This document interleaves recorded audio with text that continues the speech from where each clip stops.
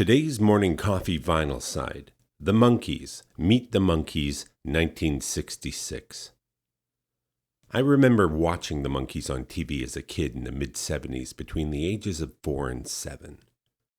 The reality-blurring conceit of the series was not lost on my child's mind. I knew something was up, but was equally bemused and entertained. I knew the Beatles and A Hard Day's Night from early exposure on TV, and the aesthetic was similar enough that there was a brief period of time where I wasn't sure that the Monkees and the Beatles were not the same band. I remember spending a fair amount of time trying to figure out who played what instrument, as they were often filmed in montage with members switching instruments and pantomiming performances.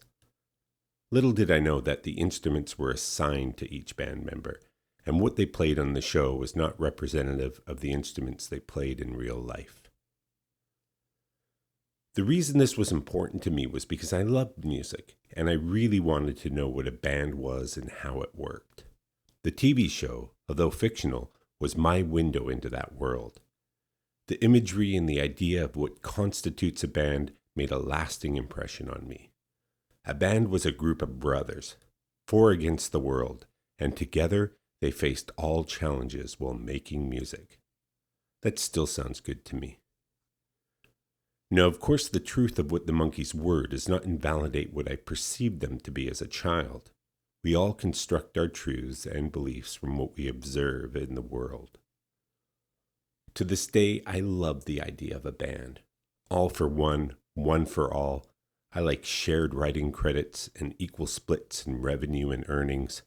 I get disappointed, even angry, when I find out bands I love are really just support acts for a principal masquerading as a band. I recognize this comes from the constructs I built as a child. Musically, this album is a mixed bag, and sounds like Herman's Hermit's B-sides, but there's still a little magic peppered through the tracks. And I love the theme song, and have ever since I was a child.